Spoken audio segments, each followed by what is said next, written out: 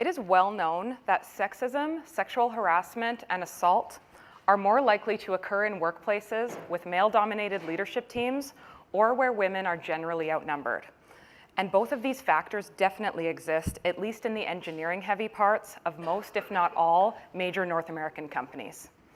Since #MeToo went viral, many female engineers have found the courage to at least start sharing some past experiences with each other and are reflecting on them on our own. And sadly, nearly every single one I've talked to, from juniors to executives, has some story to tell. And while these in no way represent our overall career stories, here are a few examples. From unwanted touching, gross comments, being shoved up against a wall, incessant requests for dates, being asked to show skin for clients, scheduling meetings at strip clubs, being told to shut up slut by management in front of peers, and even being followed home. My first and worst Me Too story came way too early in my career. With a week to go on my very first co-op term, my engineering manager decided to give me a creepy shoulder rub when we were alone, and then repeatedly suggest that we should start having sex when I went back to school.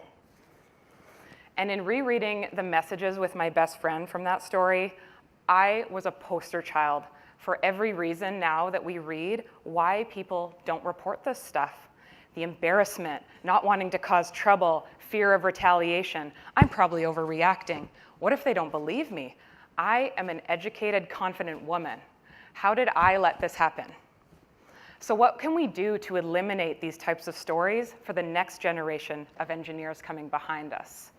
What did my 20-year-old self need then? Surprise, surprise, I'm an engineer who loves problem solving, so I did a ton of research about this problem, and I have some thoughts to share.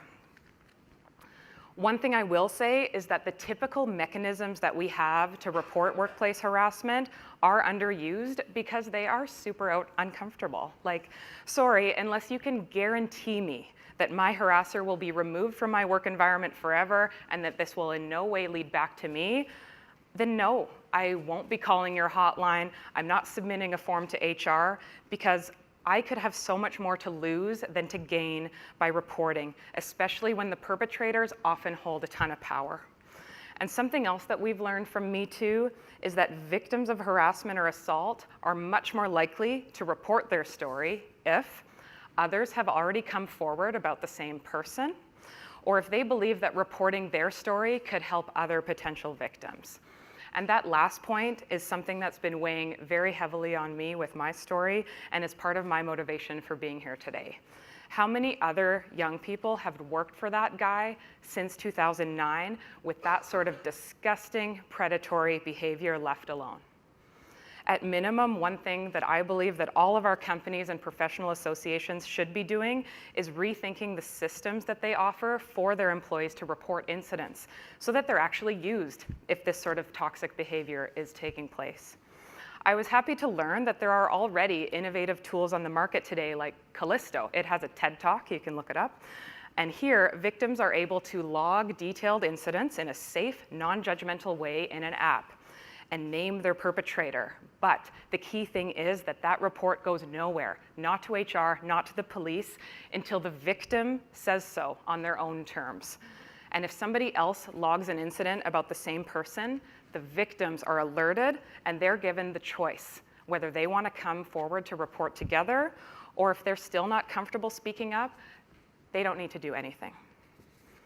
Now, reporting mechanisms aside, the best predictor of a harassment-free work environment is having better gender balance at all levels, from front lines to executive management. So we remember this hashtag I look like an engineer campaign, right? Well, how about hashtag I look like a CEO? How do we get more diverse candidates into the senior leadership pipeline? Well, no matter who you are, to get yourself on your company's radar for future potential, you have to build your reputation and your resume by demonstrating technical competence, influence, communication skills, business acumen through many different roles and projects earlier in your career. And this builds the range of experience that's necessary to be an impactful senior leader later. So how do you make sure that you're even aware of and fairly considered for critical career growth opportunities within your own company after you've been hired for your first job there? Well, what does unconscious bias tell us?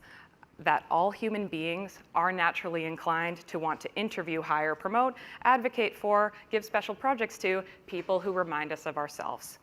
And there is also this fine line that our companies have to walk now between perpetuating the white male-dominated status quo or improving diversity, but causing sentiment around tokenism or positive discrimination.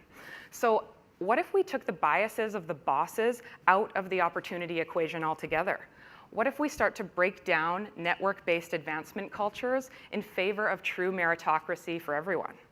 Something I've developed a huge passion for over the last year is the design of non-biased, employee-driven internal mobility programs, which just means experiencing new challenges within your own company over time to drive constant learning and growth. So what if our companies could offer programs where it didn't matter who you know, who your boss is, where you're from, if you're extroverted or not, programs where anyone has the ability to put their own name in and drive their own career goals forward with open access to apply to the opportunities on the table, and then the most qualified person gets the job. Isn't that the fair system that all of us want?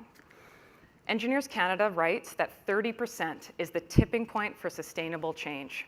So if we're aiming for 30% of our new engineers to be women by 2030, how about 30% in senior leadership too?